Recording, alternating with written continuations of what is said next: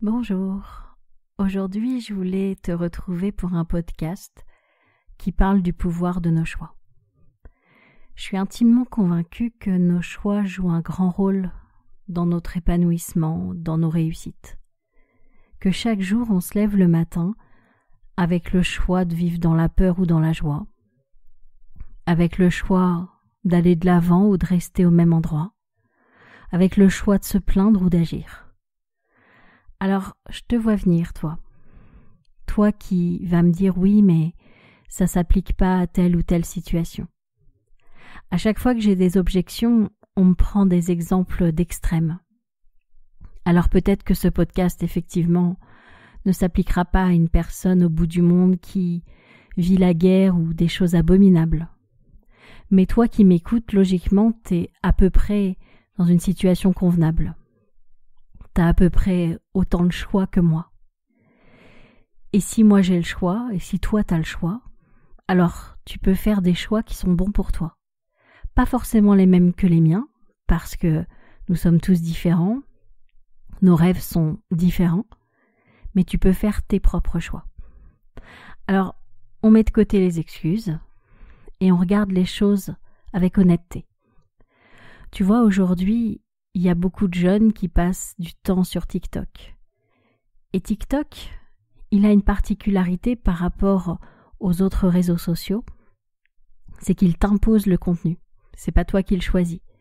Alors oui, tu peux faire la démarche d'aller chercher spécialement un contenu, mais la plupart du temps, c'est pas toi qui choisis. On t'impose quelque chose. Et en fait, plus on t'impose quelque chose, et plus ça devient facile.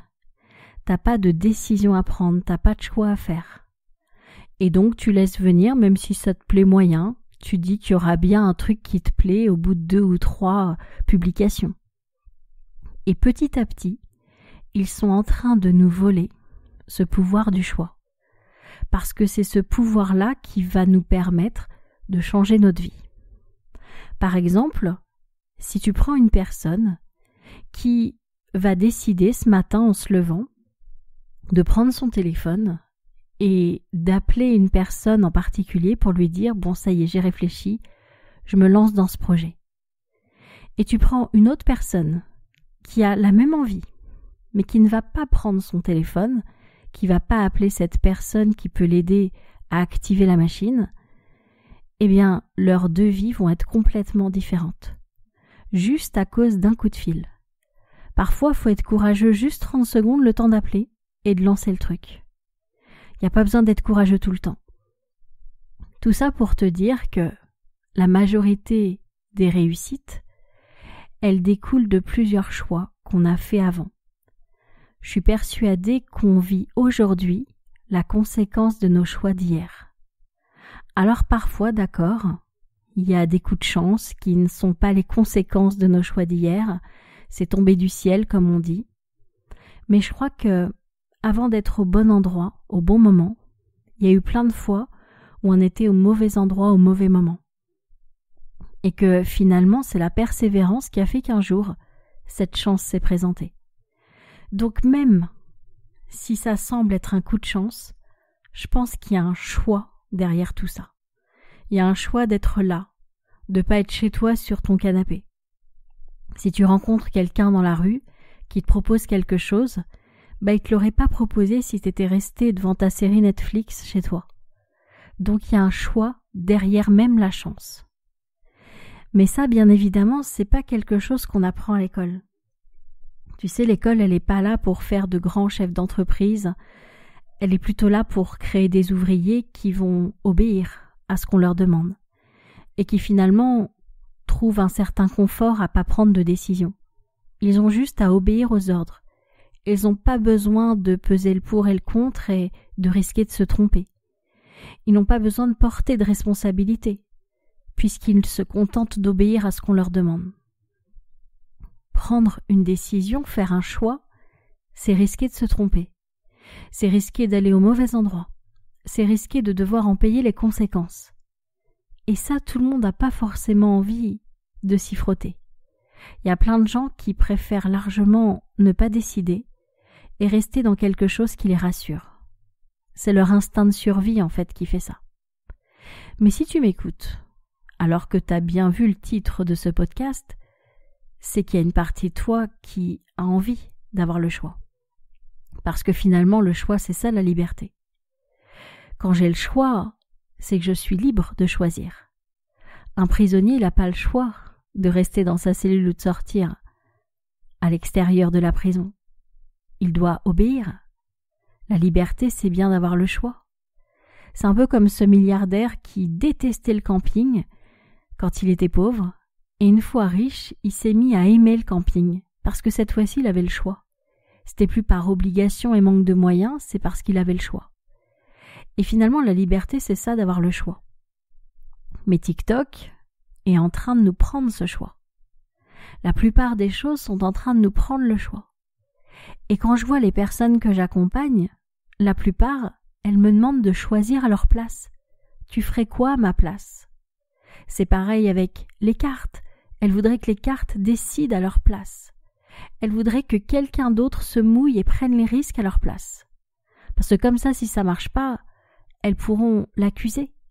Elles pourront se retourner contre lui, plutôt que de prendre ses responsabilités. Et aujourd'hui, je trouve qu'on cultive une ère de victimisation. Il y a les méchants et les gentils qui sont victimes. Mais moi, je suis pas d'accord. Je suis convaincue qu'il y a plein de gentils qui sont pas victimes. Il y a plein de gentils qui prennent les choses en main et qui choisissent. Aujourd'hui, avec mon expérience, je pense pas qu'il y ait de mauvais choix. Alors, je te parle pas de choisir d'assassiner quelqu'un, encore une fois, on va pas aller dans les extrêmes. Je te parle de choix qui nous auraient fait hésiter pendant quelque temps. Par exemple, est-ce que je dois choisir ce boulot-là ou celui-là? Parce que celui-là, les horaires me plaisent, mais celui-ci, le salaire est mieux, etc. Je crois pas qu'il y ait de réel mauvais choix, ni de réel bon choix. Je crois que ce qui compte, c'est ce que tu vas en faire. Est-ce que tu vas donner les moyens à ce choix d'être le bon ou pas? Je te donne un exemple. Par exemple, t'hésites entre deux maisons. Tu veux acheter une maison et il y en a deux qui te plaisent et tu sais pas laquelle prendre. Au bout d'un moment, tu vas finir par prendre la maison A. Et cette maison A, tu vas la mettre à ton goût. Tu vas faire en sorte qu'elle corresponde à qui tu es. Tu vas la décorer comme tu aimes, tu vas y inviter des amis, tu vas commencer à y créer des souvenirs. Et c'est toi qui vas faire en sorte que ce choix-là soit le meilleur. Si tu avais choisi la maison B, tu aurais pu faire exactement la même chose et faire en sorte que elle soit le meilleur choix. En fait, tu vois, c'est pas tant la maison qui compte. C'est ce que tu vas en faire. C'est les souvenirs que tu vas y créer. C'est l'histoire que tu vas te raconter. Et je pense qu'on peut être heureux en faisant 1000 choix différents. Simplement, une fois qu'on a fait ce choix, eh bien, il faut lui donner toutes les chances de devenir le bon choix. Je pense que c'est toi qui as le pouvoir de transformer chaque possibilité en bon choix. Et tu sais, ça prend beaucoup d'énergie de faire un choix. C'est pour ça qu'il y a des gens qui vont prévoir leurs vêtements de toute la semaine à l'avance. Je l'ai fait pendant un temps, c'est vrai que c'est hyper reposant. Il y a des gens qui vont faire leur repas de la semaine à l'avance, le dimanche. Je l'ai fait aussi pendant un temps. Il y a plein de manières. Par exemple, moi, je vais faire des listes de courses à l'avance. Je sais que tel repas permettra de tenir une semaine. Et je vais faire en sorte de réutiliser mes listes pour pas avoir besoin de choisir le soir ce que je vais manger. C'est un choix que je me retire parce que je sais que ça me prend de l'énergie. J'ai choisi une fois pour toutes, je sais que j'aime bien telle chose avec telle chose et je le ferai souvent dans mon mois. Et c'est ok comme ça me va. Et puis, quand j'aurai envie d'avoir plus de choix et de liberté, je pourrai aussi me l'offrir. Mais il y a des choix comme ça qu'on va s'économiser. C'est comme quand on regarde une série. Le soir, on se pose pas la question, on va regarder la suite de la série. C'est hyper reposant. Parce que quand on n'a plus de série à regarder, il faut en trouver une autre et ça demande un effort. C'est pour ça qu'il y a des choix aléatoires sur les plateformes ou des films, des séries qu'on te conseille en fonction de ce que tu as aimé avant, pour te faciliter le choix. Il y a même des gens qui ont la paralysie du choix quand ils sont devant un rayon dans un magasin, Il y a tellement de choix qui savent pas quoi prendre. Parce que le choix, ça demande un effort. Ça demande une prise de risque. Même pour un pot de yaourt, ça demande une prise de risque. Est-ce que je vais les aimer? Est-ce que je vais mettre cet argent pour rien là-dedans? Ça demande une prise de risque. Et en fait, les personnes entrepreneurs, par exemple, prennent des risques souvent. Elles prennent des décisions souvent. Leur métier consiste à parier sur l'avenir. Est-ce qu'en faisant ceci, je m'assure un bon avenir? Et c'est pas tout le monde qui a envie de faire ce métier. Chacun est libre de faire ce qui lui plaît. Mais en tout cas, si tu transformes ta vision des choix, tu peux aussi transformer ta vie. Au lieu de le prendre comme une corvée, oh là là, faut que je me décide entre ça et ça, prends-le plutôt comme un jeu. Et dis-toi que quoi que je décide, ça va être génial. Ça va être génial parce que je vais en faire le bon choix. Et tu pourrais t'entraîner avec des petites choses.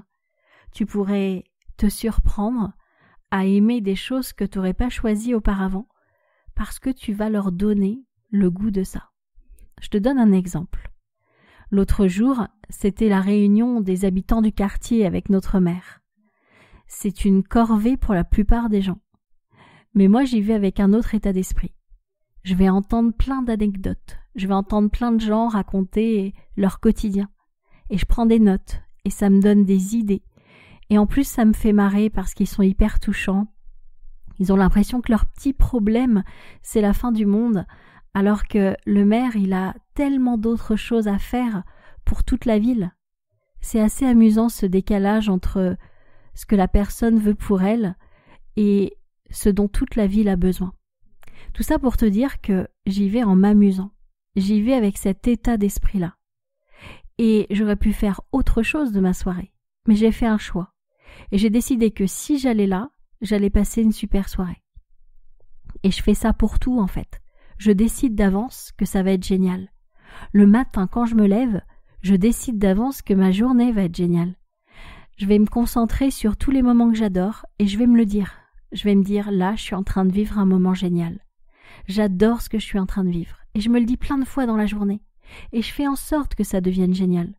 Tu sais, souvent à la fin de ma semaine, je me dis, oh là là, j'ai été payée à m'amuser. Parce qu'en fait, j'ai pris du bon temps, j'ai exploré plein de choses, j'ai discuté avec plein de gens. Et je kiffe chaque semaine, je kiffe chaque journée. Dans chacune de mes journées, il y a un truc que j'adore. Et tout ça, je l'ai décidé. J'ai décidé de le faire. Même si pour certains ça semble une corvée, j'ai décidé. Et comme j'ai décidé, je lui apporte tout le positif dont ce truc a besoin pour être mon meilleur choix possible. Je pense sincèrement que si on nous avait appris petit davantage l'importance des choix dans la vie, il y aurait beaucoup plus de gens qui ont d'autres vies aujourd'hui. Je pense que tous ceux qui se plaignent n'ont pas compris l'importance de leurs choix et les conséquences. C'est comme une personne que je connais qui était jeune et qui était tout le temps en train de frauder la SNCF.